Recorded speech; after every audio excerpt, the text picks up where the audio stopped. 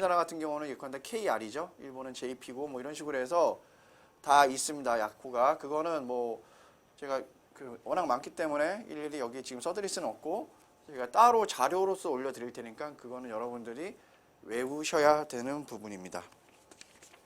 자, 그리고 뭐 이제 5번, 6번을 살펴보시면 주소기 표지의 제2면은 접수 우체국에서 접수 근거로 보관하며 3면은 발송인에게 교부하며 1면과 4면 내지 6면은 소포 우편물에 붙여 운송, 발송한다 정도로 생각하시면 됩니다.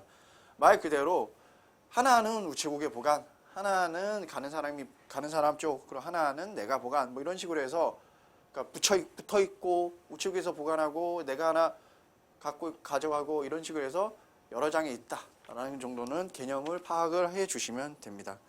그리고 6번째 보시면 접수 우체국 보관용은 복사 내용이 희미하더라도 더 쓰는 일이 없도록 하며 자르거나 하지 말고 원형 그대로 보관해야 한다라는 것이죠.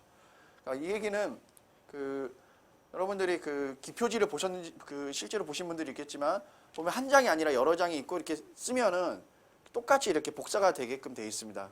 그런데 그것을 떼어서 우체국에 보관하는 게 밑장이다 보니까 흐리게 나오셨습니다. 흐리게 나온다 해도 더 쓰거나 하지 않는다라는 것이죠. 그리고 이걸 자르지도 않고 원형 그대로 보관해야 된다는 것이죠. 왜냐하면 이것이 중요한 자료가 되기 때문에 택배가 그러니까 이 우체국 국제 소포 우편물에 문제가 생겼을 때 반송인지 아닌지부터 시작해서 뭐 어디가 잘못했는지 잘잘못을 가리거나 할 때 중요한 자료이기 때문에 원형에 손을 대지 않는다라는 것이 원칙이라는 것이죠. 그리고 7번 살펴보시면 주소 기표지를 붙인 후에는 주소 기표지 여백과 우편물에 걸쳐 롤업 일부인으로 선명하게 개인한다. 그리고 소포 우편물의 발송편에 따라 에어 파셀과 서페이스 파셀 정도로 고무인을 해서 외부에 날인해서 이게 배로 갈지 비행기로 갈지 표시를 해준다라는 정도로 기억하시면 됩니다. 자, 다음은 이제 국제보험 소포 우편물 접수 요령으로 넘어가시면 일단 접수 검사부터 해야겠죠. 모든 접수 검사는 기본적으로 일단 뭐 항상 똑같죠. 국가가 가능한지 안 한지 뭐 그런 거 다 그거는 좀 전에 계속 설명한 부분이죠. 똑같습니다, 사실은. 근데 자, 보험 소포 우편물은 첫 번째 좀 다른 게 있죠.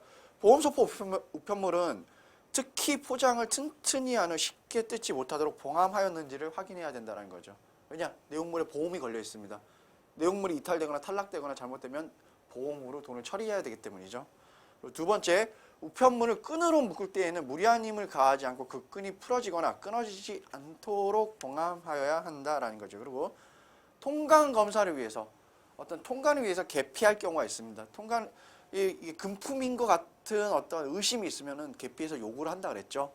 근데 개피한 후에는 원상태에 가깝도록 다시 봉함을 합니다. 그래서 튼튼하게 해야 된다라는 것이죠. 그리고 국제보험 소포 우편물의 주소 기표지 작성 및 첨부를 보시면 국제보험 소포 우편물 주소 기표지 구성 통관에 필요한 서류를 추가하거나 배달 불능 시 처리 방법에 관한 지시사항 표시 등에 관하여는 보통 소포 우편물의 접수의 예와 같다라는 거죠. 또한 말 그대로 거기에는 의사를 반영해서 이것을 반송료를 내고 내가 반송을 받을 것인지 아니면 그냥 포기를 할 것인지 이걸 결정을 해야 된다라는 것이죠.